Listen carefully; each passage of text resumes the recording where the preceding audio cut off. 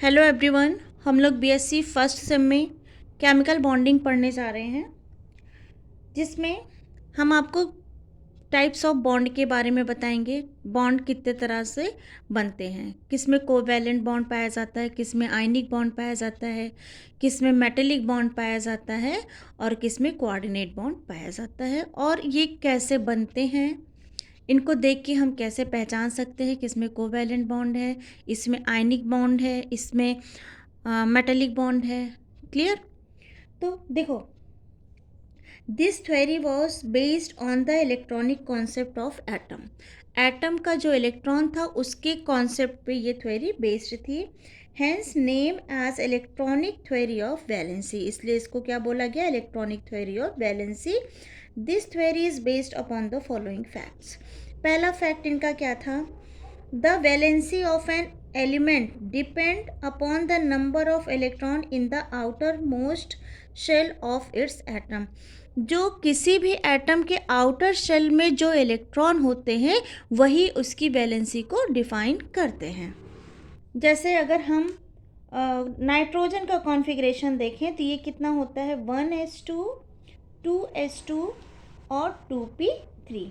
तो ये हो गए वैलेंस शेल, और आउटर मोस्ट शेल को हमने क्या बोला है, वैलेंस शेल, और यही होते हैं आपके वैलेंस इलेक्ट्रॉन जो कि केमिकल बॉन्डिंग में पार्टिसिपेट करते हैं। एक और एग्जांपल के थ्रू हम समझाते हैं। जैसे हमने ले लिया क्लोरीन, ठीक है, 17 होता है इसका, ये हो जाएगा 1s2, 2s2, 2p6, 3s2, 3p, कितना हो गया, 3p5। ठीक है, अब ये देखो, ये वैलेंस शेल ये हो गया आपका, क्योंकि ये थर्ड शेल है, आउटर शेल है वैलेंस शेल, और इसमें जो इलेक्ट्रॉन होते हैं ये वैलेंस इलेक्ट्रॉन होते हैं, यही बॉन्डिंग में पार्टिसिपेट करते हैं। क्लियर?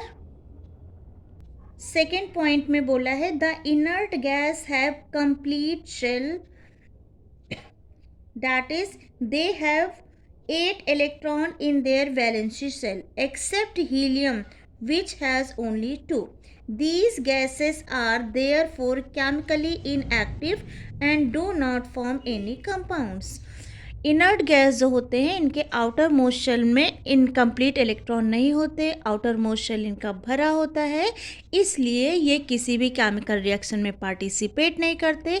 जब ये पार्टिसिपेट नहीं करेंगे तो ये केमिकली इनएक्टिव होंगे। फॉर एग्जांपल, अगर हम नियॉन का एग्जांपल लें तो इसका एटॉमिक नंबर 10 होता है। कॉन्फ़िगरेशन करेंगे तो 1s2, 2s2 और 2p6। तो देखो, ये आउटर शेल हो गया, और ये आउटर शेल के इलेक्ट्रॉन हो गए, पूरे इलेक्ट्रॉन क्या है, फुल्ली फील्ड हैं। क्लियर? तो जब ये इनके ऑक्टेट कंप्लीट है, ऑक्टेट कंप्लीट होने के लिए 8 इलेक्ट्रॉन की ज़रूरत पड़ती है। जब इनका ऑक्टेट कंप्लीट है तो ये किसी भी केमिकल रिएक्शन में पार्टिसिपेट नहीं करेंगे, और जब ये पार्टिसिपेट नहीं करेंगे तो ये केमिकली इनएक्टिव हो जाएंगे। क्लियर? नेक्स्ट पॉइंट में बोला है, the atom having less than 8 electron in their valency shell are chemically reactive.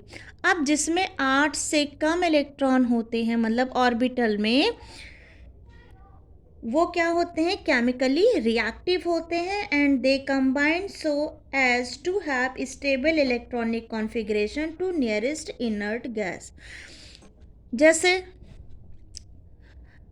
जैसे आपका ये क्लोरीन है, क्लोरीन के पास ऑक्टेट से 1 इलेक्ट्रॉन पीछे है, ठीक है। क्लोरीन के बाद आपका इधर इनर्ट गैस में आपका आर्गन आता है जो कि 18 होता है। तो ये 1 इलेक्ट्रॉन कहीं और से पाने की इच्छा रखता है, मतलब और कहीं से ये 1 इलेक्ट्रॉन लेगा तो अपने नियरेस्ट इनर्ट गैस के इक्वल आ जाएगा। इसीलिए ये सब क्या करते हैं, ये केमिकली रिएक्टिव होते हैं और रिएक्शन करने के लिए एक्साइटेड होते हैं कि जल्दी से अपना ये ऑक्टेट कंप्लीट कर ले, मतलब 8 इलेक्ट्रॉन को कंप्लीट कर ले अपने वैलेंस शेल में, और अपने नियरेस्ट इनर्ट गैस के नियरेस्ट आ जाए। क्लियर? नेक्स्ट पॉइंट में बोला गया है the combination of the atom में take place by any of the following 3 ways. ये जो कॉम्बिनेशन होते हैं ये 3 तरह से होते हैं, ठीक है। By the complete transfer of one और more electron from one atom to another. Complete transfer हो जाए, जैसे सोडियम है, सोडियम का 11 होता है, ठीक है। जब इसका कॉन्फ़िगरेशन करते हैं तो 1s2 2s2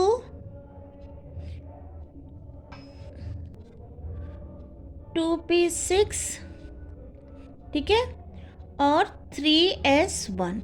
अब देखो ये इसमें 2 इलेक्ट्रॉन है और इसमें 8 इलेक्ट्रॉन है, इसमें आउटर शेल में 1 इलेक्ट्रॉन है। अब ये 7 इलेक्ट्रॉन एक्सेप्ट तो करेगा नहीं, तो ये क्या करेगा, अपना 1 इलेक्ट्रॉन लूज़ कर देता है। और जैसे ही अपना 1 इलेक्ट्रॉन लूज़ करेगा ये इसका अब इसका आउटर शेल ये बन जाएगा। जब आउटर शेल ये बन जाएगा तो इसमें देखिए 8 इलेक्ट्रॉन है, ठीक है।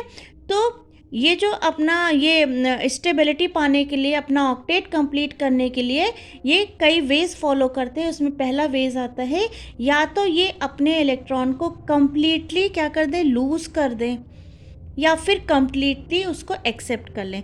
जैसे सोडियम 1 इलेक्ट्रॉन लूज़ करेगा तो ये सोडियम प्लस में कन्वर्ट हो जाएगा। अब इसका जो कॉन्फ़िगरेशन होगा वो कितना हो जाएगा, 1s2 2s2 2p6। क्लियर। अब अगर हम क्लोरीन की बात करें, Cl की बात करें, तो इसका कॉन्फ़िगरेशन होता है 1s2 2s2 2p6 3s2 3p5, ठीक है। अब ये अपने ऑक्टेट से सिर्फ 1 इलेक्ट्रॉन पीछे है, तो ये कहीं से अगर 1 इलेक्ट्रॉन को एक्सेप्ट कर लेगा तो ये Cl माइनस में कन्वर्ट हो जाएगा और इसका कॉन्फ़िगरेशन बन जाएगा 1s2 2s2 2p6 3s2 3p6, ठीक है। तो ये अपने ऑक्टेट को कंप्लीट करने के लिए, अपनी स्टेबिलिटी पाने के लिए या तो पूरी तरह से 1 इलेक्ट्रॉन को लूज़ कर देते हैं और किस में कन्वर्ट हो जाते हैं, स्टेबल, और अपना ऑक्टेट कंप्लीट कर लेते हैं, Na+ में कन्वर्ट हो गया Na, या फिर ये कहीं से 1 इलेक्ट्रॉन को गेन करके Cl- में कन्वर्ट हो जाएंगे और अपना ऑक्टेट कंप्लीट कर लेंगे। क्लियर। वही बोला है मैंने, देखिए, by the complete transfer of one और more electron from one atom to another atom, this result in an electrovalent और पोलर कॉम्बिनेशन। नेक्स्ट है by sharing of electron between combining atoms such that both the electron contribute equal number of electron.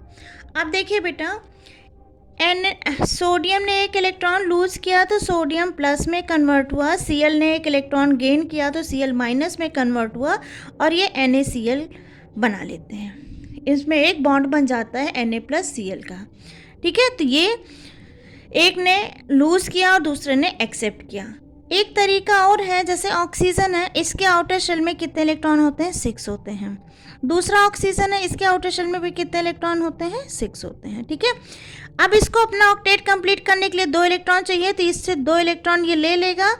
इस oxygen को भी 2 electron चाहिए तो ये इससे 2 electron ले लेगा। तो यहाँ पे दोनों ऑक्सीजन ने इलेक्ट्रॉनों की शेयरिंग की है। तो एक तो तरीका ये है, इससे क्या बन जाएगा आपका O2, इसका भी ऑक्टेट कंप्लीट, इसका भी ऑक्टेट कंप्लीट। इस वाले केस में एक ने इलेक्ट्रॉन लूज़ किया था, दूसरे ने इलेक्ट्रॉन को गेन किया था। इस केस में दोनों ने इलेक्ट्रॉनों की क्या की है, शेयरिंग की है। नेक्स्ट आपका आता है बाय शेयरिंग, ये बता तो दिया आपको, ठीक। अब आता है कि आयनिक बॉन्ड। आयनिक बॉन्ड क्या होता है,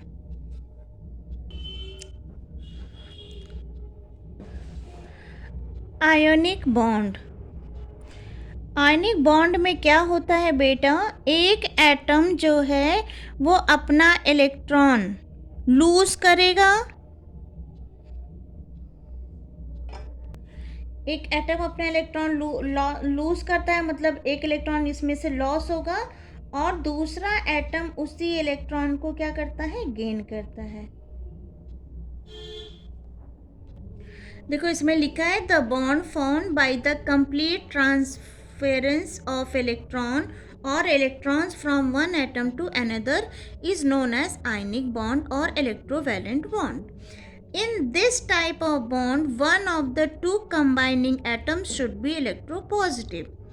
ठीक है, that is it should have the tendency to lose one or more electron, whereas others should have electronegative, that is it should have tendency to gain these electron. मतलब इसमें दो atom हों और उन एटम्स में किसी एक एटम के पास ऐसी टेंडेंसी हो कि वो अपना एक या दो इलेक्ट्रॉन लूज़ कर दे, मतलब जितना उसको स्टेबिलिटी पाने के लिए चाहिए वो अपना एक या दो इलेक्ट्रॉन लूज़ करे, और जो दूसरा एटम है जो उससे बॉन्ड बनाने आ रहा है उसके पास वो टेंडेंसी हो कि वो उस लूज़ इलेक्ट्रॉन को अपने में गेन कर ले। तो यहाँ पे जो बॉन्ड का फॉर्मेशन होता है उसी को हम बोलते हैं आयोनिक बॉन्ड या फिर इलेक्ट्रोवैलेंट बॉन्ड। फॉर एग्जाम्पल, यहाँ पे सोडियम जो है अपना एक इलेक्ट्रॉन लूज़ करता है और Cl इस इलेक्ट्रॉन को गेन करता है और ये Na+Cl- में कन्वर्ट हो जाता है और इसमें एक बॉन्ड का फॉर्मेशन हो जाता है जिसको हम बोलते हैं आयनिक बॉन्ड। आयनिक बॉन्ड इसलिए बोलते हैं क्योंकि यहाँ पे आयंस बन रहे हैं, एक पॉजिटिव और एक नेगेटिव आयंस का फॉर्मेशन हो रहा है। यहाँ पे एक इलेक्ट्रॉन लूज़ हुआ है। अब अगर हम मैग्नीशियम क्लोराइड में देखें तो मैग्नीशियम में दो इलेक्ट्रॉन थे, दोनों इलेक्ट्रॉन मैग्नीशियम ने लूज़ कर दिया। जैसे देखो 2,8,2, अब ये ऑक्टेट से दो इलेक्ट्रॉन इसका ज़्यादा है तो ये अपना दो इलेक्ट्रॉन लूज़ कर देता है। और क्लोरीन ऑक्टेट से एक इलेक्ट्रॉन कम है, देखो इसके पास 7 और इसके पास भी 7 इलेक्ट्रॉन है, तो ये ऑक्टेट से एक इलेक्ट्रॉन कम है, ये क्लोरीन भी और ये क्लोरीन भी। तो मैग्नीशियम जो दो इलेक्ट्रॉन लूज़ करता है वो क्लोरीन एक एक क्लोरीन दोनों इलेक्ट्रॉनों को एक्सेप्ट कर लेता है, गेन कर लेता है, और ये Cl- में और मैग्नीशियम 2+ में चेंज हो जाता है और इनके बीच जो बॉन्ड बनता है इसी को बोलते हैं आयनिक बॉन्ड। अब कुछ कंडीशंस होती हैं, condition for the formation of ionic bond. पहली कंडीशन है ionization potential. The lower the value of ionization potential of an atom, the greater will be tendency to change into cation। मतलब जिसकी ionization potential की value जितनी lower होगी उसकी उतनी ही tendency होगी केटायन में चेंज होने की। मतलब जब हम पीरियोडिक टेबल में अप टू डाउन जानते हैं बेटा तो साइज़ बढ़ जाता है। जब साइज़ बढ़ जाता है तो न्यूक्लियस से आउटर शेल का जो अट्रैक्शन होता है वो कम हो जाता है। जब अट्रैक्शन कम हो जाता है तो इलेक्ट्रॉन ईजिली निकल सकते हैं। तो आयनिक बॉन्ड जो होता है वो क्या उसमें ज़्यादा होता है जिसकी आयनाइजेशन पोटेंशियल क्या होती है, कम होती है, क्योंकि वो आसानी से इलेक्ट्रॉनों को लूज़ कर सकते हैं। और इधर अगर नेगेटिविटी में देखा इधर पी ब्लॉक में आ जाओ तो पी ब्लॉक के most of the element electron को गेन करने की टेंडेंसी रखते हैं, इनका भी ionization potential up to down जाने पे लो होता है। क्लियर। दूसरा electron affinity. The higher the value of electron affinity the greater will be tendency to change into anion. जिसकी इलेक्ट्रॉन एफिनिटी जितनी ज़्यादा होगी वो उतना ही आसानी से एनायन में कन्वर्ट हो सकता है। ठीक। तीसरी कंडीशन क्या है, lattice energy. The energy released when the required number of cation and anions are condensed into ionic crystal to form 1 mole of compound is known as lattice energy of the crystal। मतलब जब एक cation और एक anion आपस में condense होके crystal का formation करते हैं तो वहाँ पे जो एनर्जी मिलती है, रिक्वायर्ड होती है जो एनर्जी उनको क्रिस्टल में क्रिस्टल को बनाने में, उसी को हम बोलते हैं lattice energy. The higher the value of lattice energy of the ionic compound the greater will be the ease of its formation. जिसकी जितनी ज़्यादा वैल्यू होगी लैटिस एनर्जी की आयनिक कंपाउंड में, greater will be ease of its formation, उसकी formation उतनी ही अच्छी होगी। अब आता है characteristic of ionic compounds. Ionic compounds का क्या कैरेक्टरिस्टिक है। सबसे पहले crystal structure. These compound contain charge atom called ion which are held together by electrostatic force of attraction. दूसरा इसका कैरेक्टर है solubility. They are generally soluble in polar solvent like water and liquid ammonia, but insoluble in non polar solvent like benzene and CCl4। क्योंकि इसमें ions बनते हैं इसलिए ये आसानी से वाटर में और लिक्विड अमोनिया में डिसॉल्व हो जाते हैं। Conductivity, these compound when melted or dissolved in a polar solvent conduct electricity, क्योंकि इसमें आयंस पाए जाते हैं और आयंस इलेक्ट्रॉन को, आयन जो है वो इलेक्ट्रिसिटी को अच्छे से कंडक्ट करते हैं। Melting and boiling point, they have sufficiently high melting and boiling point. इसका मेल्टिंग और बॉइलिंग पॉइंट क्या होता है, हाई होता है। This is because a considerable amount of energy is required to overcome the electrostatic force of attraction between opposite charge ion. Ionic reaction, they undergo ionic reaction which are fast and instantaneous। ठीक है, ये आयनिक reaction आसानी से देते हैं। Space isomerism, the electrostatic attraction in this compound is non directional, कोई direction नहीं होता, and therefore they do not show space isomerism. तो आई होप आपको यहाँ तक का लेक्चर समझ में आया होगा। सभी स्टूडेंट यहाँ तक की चीज़ों को अपनी कॉपी में एज अ नोट्स उतार लेंगे, और कोई डाउट होगा तो आप मेरे से कल क्लास में पूछ सकते हैं। Thank you.